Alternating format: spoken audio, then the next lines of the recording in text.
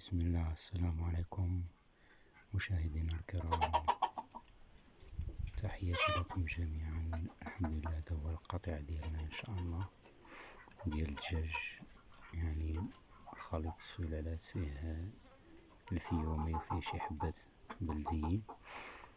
المهم بداية ان شاء الله المشروع، غنبداو ان شاء الله في هذا المشروع، نشوفو ان شاء الله واش غيعطينا شي نتيجة هنا في البادية.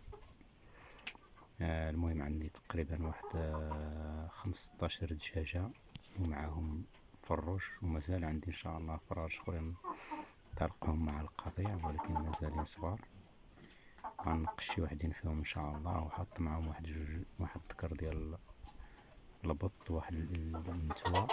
والحمد لله هادشي اللي كاين. نتمنى ان شاء الله التيسير للجميع، وكنشجع جميع الشباب اللي في البادية يديروا بعد على الأقل واحد 10 ديال الدجاجات ويحطوا معهم شي فروش، وإن شاء الله يكون عندهم بعد على الأقل الاكتفاء الذاتي ديال البيض. ايوا مرة شي فروش إلا بان ليهم فيها البلان يذبحوه حتى هو. ايوا هادشي اللي كاين الحمد لله. يعني كاين بعض الأطعمة اللي كيرجعوا غير من الدار، غير كنلوحوهم، اللهم نعطيهم لهذا الدجاج وكنستافدوا منه.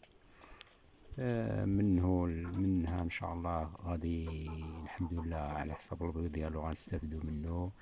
غنحطوه للدجاج اخر غادي يفقسوا ان شاء الله بطريقه يعني بلديه، وغنستافدوا في الكتاكيت ديالو. المهم الحمد لله الانسان غير يتكل على الله، وان شاء الله ربي ما يخيب. هادشي اللي كاين الاخوان. نتمنوا ان شاء الله تكملوا معنا الفيديو وتشجعونا بلي لايك والاشتراك الاخوان، باش ان شاء الله يعني تشجعونا وتحفزونا ان شاء الله نكملوا معكم ان شاء الله. المهم الفيومة الاخوان، بالنسبه للمميزات ديال الفيومي هي يعني المناعه ما شاء الله تبارك الرحمن.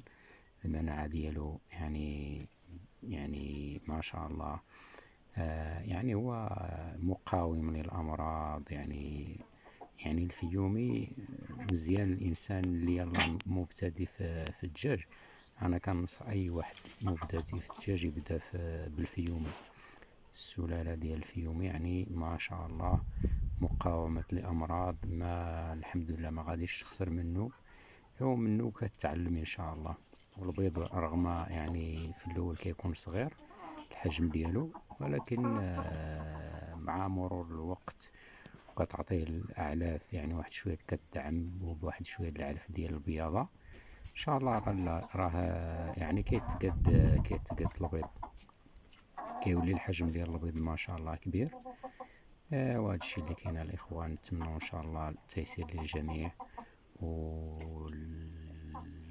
يعني نتمنى ان شاء الله تحطوا لنا لايك وتشجعونا. الله يجزيكم بخير، وشي تعليقات زوينين. شكر الله لكم والتحياتي للجميع، وكملوا معنا الفيديو الاخوان، تولعوا معنا مع الدجاج في يعني بلدي في البادية. يعني كتشوفوا الدار مبنية بالحجر، يعني الدار قديمة، ان شاء الله نستغلوها بهاد يعني نربيو في هاد السلالات ديال الدجاج ان شاء الله. نتمنوا تدعموا معنا، الله يسخر لنا. وتحياتي لكم مشاهدينا الكرام.